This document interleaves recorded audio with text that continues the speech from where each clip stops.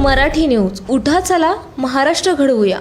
श्री उदयनाथ महाराज यांनी महाशिवरात्री प्रवचनात बोलताना संकल्प केला की जोपर्यंत गोहत्या कायदा प्रभावीपणे संपूर्ण भारतात अंमलबजावणी होत नाही तोपर्यंत पीठासीन गुरु म्हणून असणारे छत्र, भालदार, चोपदार इत्यादी सोबत घेणार नाही. पीठाच्या सिंहासनावर बसणार नाही. चामर व छत्रमान प्रतिष्ठा चिन्ह बाळगणार नाही. परमपूज्य सद्गुरु श्री उदयनाथ महाराज यांनी उपस्थित भाविकांना कीर्तन प्रवचन सुरू असताना कळकळीची विनंती केली व इच्छा व्यक्त केली की भारतात गोहत्या बंदी कायदा अस्तित्वात आहे, परंतु राजकीय इच्छाशक्तीचा अभाव असल्याने त्याची अंमलबजावणी प्रभावीपणे होताना दिसत नाही. गोमातेला हिंदू धर्मात परमपूज्य मानले आहे. अवैधरित्या कत्तलखाने राजकीय नेत्यांच्या पैशाच्या जोरावर व त्यांच्या फायद्यासाठी सुरू आहे. त्यातून अवैध गोहत्या व गोमांस तस्करी केली जाते. ते यावेळी म्हणाले की 38,000 कोटींचा व्यवसाय चमडी, बेल्ट, चप्पल, मांस यातून होत असल्याने राज्यकर्ते या बंदी विरोधात आहे. शेतकरी हे फायदा संपला की मातेसमान गोमातेला थोड्याफार पैशांच्या बदल्यात गायीला मारण्यासाठी विकले जाते. असे न करता अशा भाकड गोमातेला गोशाळेत दान करावे.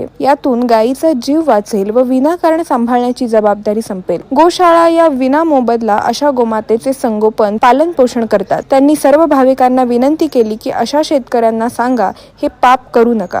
आपल्या माध्यमातून आळंदी असेल, इंदापूर, लोणंद या ठिकाणी गोशाळा आहेत. त्या ठिकाणी अशा गोमाता सांभाळू शकतो आणि लवकरच आपल्या महायोग आश्रम आसावली या ठिकाणी गोशाळा सुरू करण्यात येणार आहे. तर शेतकऱ्यांना मार्गदर्शन करा, जागरूक करा. गोमातेला कसाई किंवा रस्त्यावर सोडून देण्याऐवजी गोशाळेला द्या. आपल्या हिंदू धर्माचे अभिमान, स्वाभिमान जपा अशी अपेक्षा व्यक्त केली आहे. तसेच जोपर्यंत गोहत्या कायदा प्रभावीपणे संपूर्ण भारतात अंमलबजावणी होत नाही तोपर्यंत डोक्यावर छत्री घेणार नाही, सिंहासनावर बसणार नाही, चामर, अब्दागिरी इत्यादी मान प्रतिष्ठा चिन्ह बाळगणार नाही, असे परमपूज्य सद्गुरु उदयनाथ महाराजांनी महाशिवरात्री 8 मार्च रोजी उपस्थित हजारो भक्त व भाविकांसमोर महायोग आश्रमात आसावली या ठिकाणी संकल्प केला. 20-24 ताससाठी अनिल भांडवलकर, सातारा प्रतिनिधी. नवनवीन अपडेट मिळवण्यासाठी पाहत रहा 20-24 तास मराठी. उठा चला महाराष्ट्र घडवूया. नमस्कार, मी अनिल भांडवलकर. आज आपण सातारा जिल्ह्यातील पारगाव खंडाळा तालुक्यातील आसवली या गावामध्ये आहोत. आता आपण आहोत महायोग आश्रम,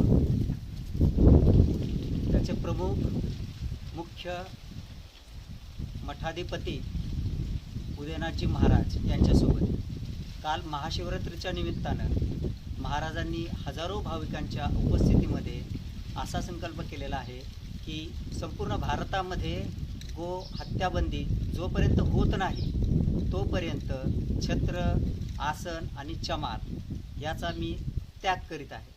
त्या संदर्भामध्ये महाराजांची नेमकी भूमिका काय असणार आहे त्याबद्दल महाराजांकडून जाणून घेऊयात. महाराज नमस्कार.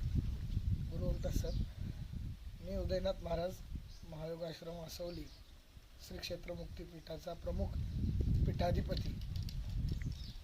जसं आपण सांगितलं की कालच या ठिकाणी मी माझी भूमिका स्पष्ट केली की संपूर्ण भारतामध्ये गोहत्याबंदी कायदा जो आहे त्याची योग्य आणि चांगल्या पद्धतीनं त्वरित अशी अंमलबजावणी झाली पाहिजे. यासाठी काल उपस्थित असलेल्या इथे सर्व भाविकांच्या साक्षीनं आम्ही एक संकल्प केला. तो संकल्प असा होता की प्रत्येक धर्माचार्याला, प्रत्येक पीठाधिपतीला त्या त्या पीठाच्या वतीनं मानाची गादी, सन्मानदर्शक चिन्ह म्हणजे चामर आणि छत्री या गोष्टी बाळगण्याचा अधिकार असतो. तो त्याच्या संस्थानाचा, त्याच्या आध्यात्मिक श्रेष्ठतेचं प्रतीक म्हणून ते वापरण्याचा धर्माचार्यांचा हिंदू धर्मीय प्रघात आहे. तर ह्या सर्व गोष्टी पीठाधिपती म्हणून आपल्या पीठामध्ये पण आहेत आणि प्रत्येक ठिकाणी त्याचा वापर केला जातो. आणि पीठाधिपती मी असल्यामुळं माझ्यासोबत त्या असतात आणि त्याचा मी वापर करतो. परंतु गेली काही वर्ष भारतामध्ये वेगवेगळ्या साधू संतांनी, संत परिषदेने, आखाडा परिषदेने, वेगवेगळ्या प्रसंगी हिंदू धर्माच्या वेगवेगळ्या जगद्गुरूंनी सुद्धा गोहत्याबंदीबद्दल आपले विचार काही आंदोलनाच्या मार्फत, काही चळवळीच्या मार्फत, काही प्रसिद्धी पत्रकाच्या मार्फत सरकारपर्यंत दिलेले आहेत. आणि असं असून सुद्धा या सरकारने मागील 9 वर्षात केंद्र आणि राज्यात शक्ती असून केवळ राजकीय शक्तीचा अभाव असल्यामुळे दोन्ही सरकारांकडे पुरेशी राजकीय शक्ती आहे, परंतु राजकीय इच्छाशक्तीचा त्यांच्यात अभाव असल्यामुळं नाईलाजानं व्यथित होऊन ह्या निर्णयाप्रत मी आलो की त्यांनी या मागणीकडं आजपर्यंत डोळेझाक केलेली आहे. वेगवेगळ्या साधू संतांचा, धर्माचार्यांचा, पीठाधिपतींचा एक प्रकारे हा अनादर असून समस्त भारतीय संस्कृतीच्या पायीक असणाऱ्या सर्वसामान्य नागरिकाच्या श्रद्धास्थानाचा सुद्धा हा अनादर आहे. हे कुठंतरी थांबलं पाहिजे आणि याचा म्हणून मी व्यक्तिशः ह्या वस्तू न वापरण्याचा निर्णय घेतला. जोपर्यंत भारतामध्ये प्रभावीपणे गोहत्याबंदी कायदा राबवला जात नाही, त्याची अंमलबजावणी होत नाही, तोपर्यंत मी माझ्यासोबत असलेल्या सर्व सहकाऱ्यांच्या साक्षीनं, उपस्थित भक्तांच्या साक्षीनं संकल्प घेतला की मी पीठाच्या गादीवरती, सिंहासनावर बसणार नाही. एवढंच काय तर पीठाचं सन्मानदर्शक चिन्ह, छत्र चामरसुद्धा बाळगणार नाही. जोपर्यंत हा कायदा संपूर्ण भारतभर योग्यरित्या अंमलबजावणी केली जात नाही, तोपर्यंत मी त्याचा कालपासून त्याग केलेला आहे. आणि याच्या मागची माझी भूमिका अशी आहे की भारतीय संस्कृतीची जगभर ओळख ही 5 तत्वांमुळे आहे. ती 5 तत्व कुठली तर गीता, गंगा, गायत्री, गुरु आणि गौ. ह्या 5 गोष्टींवर ज्याची श्रद्धा आहे तो हिंदू आहे असं ढोबळमानाने समजायला हरकत नाही. या 5 श्रद्धास्थानांमध्ये, या 5 चिन्हांमध्ये जे हिंदुत्वाचे दर्शक आहेत त्यामध्ये गौचा समावेश आहे.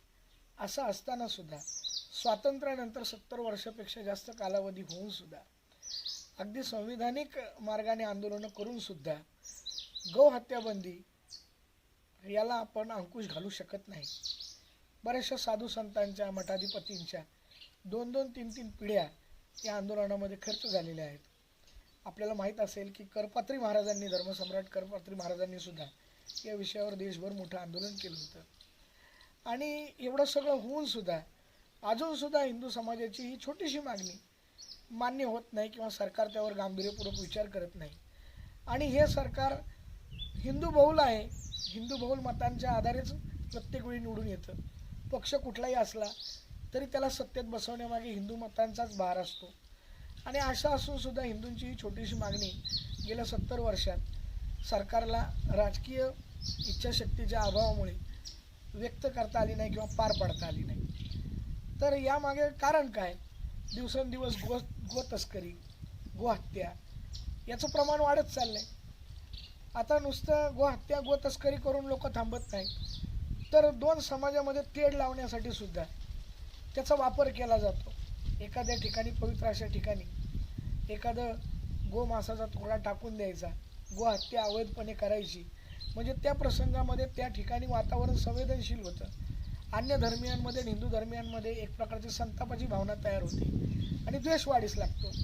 म्हणजे हिंदू श्रद्धास्थानांसाठी जरी तुम्ही कायदा करू शकत नाही तरी सामाजिक शांततेसाठी का होईना पण हा कायदा तुम्ही केला पाहिजे. हे सरकारला कधी कळणार? ब्रिटिश काळापासून अगदी 1857चा उठाव जरी आपण बघितला तर इतिहासामध्ये असं वर्णन आहे की त्यावेळेस काडतुसांना गायीची चरबी लावली जायची आणि त्याचा द्वेष निर्माण होऊन हिंदू सैनिकांनी उठाव केला. खरं खोटं इतिहासाला माहीत, पण आजही हजारो लाखो लोकांनी ते वाचलेलं आहे. आपण सुद्धा ते पाहिलं असेल, इतिहासाच्या पुस्तकामध्ये अशी काही तत्कालीन वर्णन आहे. मग गोमांसाचा, गोहत्येचा असा सुद्धा सामाजिक विद्वेषासाठी उपयोग केला जाऊ शकतो. मग हे सरकारला कळत नाही का? तर सरकारने हिंदू हिताचा आदर करून आणि अन्य धर्मियांमध्ये आणि हिंदूंमध्ये शांतता आणि सलोख्याचे संबंध कायम राहावेत यासाठी का होईना पण गो हत्याबंदीचा कडक कायदा केला पाहिजे. गो तस्करीला आळा घातला पाहिजे. गो हत्या बेकायदेशीर असेल आणि गो तस्करी जर चालू असेल, गोमांस तस्करी चालू असेल तर त्याला अत्यंत कडक शिक्षा होईल, प्रसंगी आजीवन कारावास होईल अशी सुद्धा कलमं तिथं त्यांनी लावली पाहिजे, जेणेकरून देशांतर्गत सामाजिक सलोखा आणि हिंदू जनमताचा आदर हा कायम राहील. ही माझी त्यामागची भूमिका आहे.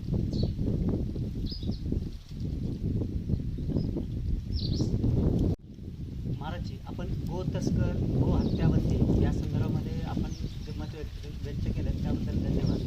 परंतु प्रश्न असा उपस्थित होतो की आपला महाराष्ट्र असेल किंवा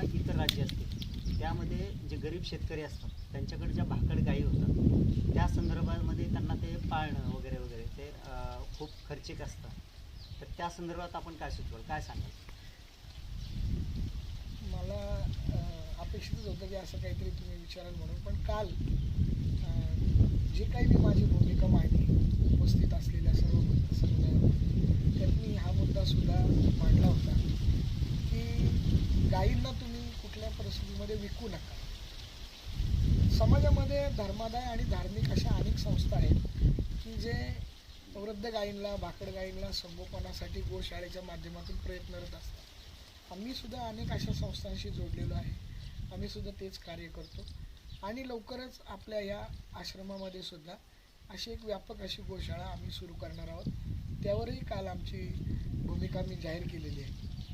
आता यामध्ये महत्त्वाचा मुद्दा असा आहे की बरेचसे शेतकरी या अशा धार्मिक धर्मादाय संस्थांकडे संपर्क न करता ती काय बेवारस म्हणून सोडून दिली जाते आणि मग त्यातून गोमांसाची किंवा बेकायदेशीर गोहत्येची प्रकरणं घडतात. तर माझं शेतकऱ्यांना असं म्हणणं आहे की असा कुठलाही चुकीचा निर्णय घेण्यापूर्वी जवळच्या कोणत्याही धार्मिक संस्थांना, धर्मादाय संस्थांमध्ये संपर्क साधा. आज महाराष्ट्रामध्ये माझ्या माहितीतल्या जिथे माझा संपर्क आहे अशा किमान 100 गोशाळा अशा आहेत की ज्या पद्धतीनं अशा गायींचं, देशी गायींचं संगोपन, संवर्धन केलं जातं, ज्याला समाजात भाकड गाई म्हटलं जातं. त्याबद्दल काम करणारे लोक आहेत. आम्ही स्वतः त्यामध्ये गेली कित्येक वर्ष काम करतो. तर यासाठी शेतकऱ्यांनी स्वतःहून पुढाकार घेतला पाहिजे की कसाबाला गाय ठराविक प्रलोभनासाठी न विकता ती संवर्धित करण्यासाठी कशी दिली जाईल, संगोपन करण्यासाठी, आणि हे सगळं विनामूल्य केलं जातं. तर तिकडं लवकर कसा संपर्क साधला जाईल हे शेतकऱ्यांनी पाहावं. महाराष्ट्र सरकार मध्ये आपण काय पत्र केलेलं आहे, काय त्यांचा काय आपल्याला फीडबॅक आला आहे किंवा काय प्रतिक्रिया काय आली का, त्याबद्दल काय सांगा? महाराष्ट्र सरकारकडे अनेक वेळा पत्रव्यवहार झालेला असतो. आपल्या संस्थेच्या माध्यमातून, आमच्या स्वतःच्या माध्यमातून, आम्ही ज्या संस्थांबरोबर काम करतो, सहयोग करतो त्या संस्थांच्या माध्यमातून अनेक वेळा, असं काही नाही की एक दोनच पत्र दिलेलं, अक्षरशः शेकडोनं पत्रव्यवहार महाराष्ट्र सरकारकडे उपलब्ध आहे. आणि यावर काही मी तुम्हाला मगाशीच सांगितलं की केवळ राजकीय इच्छाशक्तीचा अभाव असल्यामुळं कोणत्याही पद्धतीची ठोस भूमिका शासनाने आत्तापर्यंत घेतलेली नाही. ठराविक वेळी काहीतरी थातुरमातुर कारणं दिली जातात आणि हा मुद्दा, ही वेळ मारून नेण्याचा प्रसंग उभा केला जातो. तर आता इथून पुढं असं न होता सरकारनं लवकरात लवकर याविषयी ठोस पावलं उचलावीत आणि हा प्रश्न सामाजिक एकोपा आणि हिंदूंची भावना ह्या दोन्ही गोष्टी तीव्र आहेत, ह्यावर तातडीनं आणि गांभीर्यपूर्वक विचार करून ह्या प्रकरणाला योग्य त्या निर्णयाप्रत न्यावं, हे माझं राज्य आणि केंद्र या दोन्ही सरकारला सांगणं आहे. आपल्याला काय वाटते की महाराष्ट्र सरकार यामध्ये निर्णय घेण्यामध्ये दिरंगाई करत आहे, तर आपल्याला काय वाटतं की आपले भारताचे प्रधानमंत्री नरेंद्रजी मोदी साहेब ते याच्यावरती काय निर्णय घेऊ शकतात, या टर्ममध्ये करू शकतील, याबद्दल काय सांगाल? वेगवेगळ्या ठिकाणी गोरक्षा आयोग वगैरेची स्थापना केंद्र सरकारच्या माध्यमातून, काही राज्य सरकारच्या माध्यमातून सुरू आहे. गोसेवा किंवा गोरक्षा आयोग म्हणजे गो हत्याबंदी किंवा गो तस्करीला आळा नव्हे. माझी मागणी ही अशी आहे की अवैधरित्या चालणारे सर्व कत्तलखाने बंद व्हावे. गो हत्या कोणत्याच प्रकारे कशाच ठिकाणी होऊ नये. जर ह्या दोन गोष्टी पाळल्या तर आपोआपच अवैध गो तस्करीला आळा बसेल.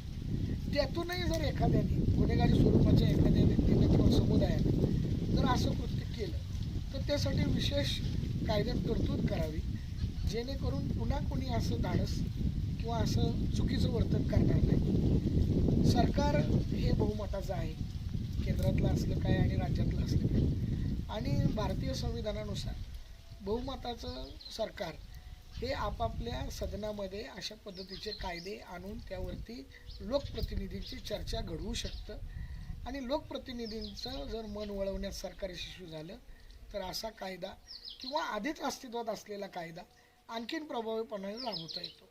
तर माझं सरकारला असं म्हणणं आहे की येत्या 3 ते 6 महिन्याच्या आत, कारण आता मध्यंतरी काही निवडणुकीचे सुद्धा पडगम आहेत, तर आपण थोडं समजून घेऊया की 3 ते 6 महिन्याच्या आत देशभर राज्यासहित सर्वत्र या पद्धतीचं वातावरण तयार करून हिंदू धर्मीय जनता आणि सामाजिक सलोखा ह्या दोन्ही गोष्टीचा विचार करून केंद्र आणि राज्य सरकारच्या पुढाकारातनं असे कायदे अत्यंत योग्य आणि प्रभावी पद्धतीने राबवण्यात यावेत असं माझी मागणी आणि माझं ठाम मत आहे. महाराष्ट्र सरकार, गोसेवा आयोग आणि भारत सरकार, माननीय प्रधानमंत्री नरेंद्र मोदीजी हे सर्व प्रश्न कधी सोडवतील याकडं सर्वांचं लक्ष लागून आहे. ते काय करतील हा महत्त्वाचा विषय ठरणार आहे. कॅमेरामॅन विश्वास जगतापसह अनिल भांडवलकर, सातारा. नवीन बातम्यांचे अपडेट पाहण्यासाठी 20/24 तास न्यूजला सबस्क्राईब करा आणि बेल आयकॉन प्रेस करा.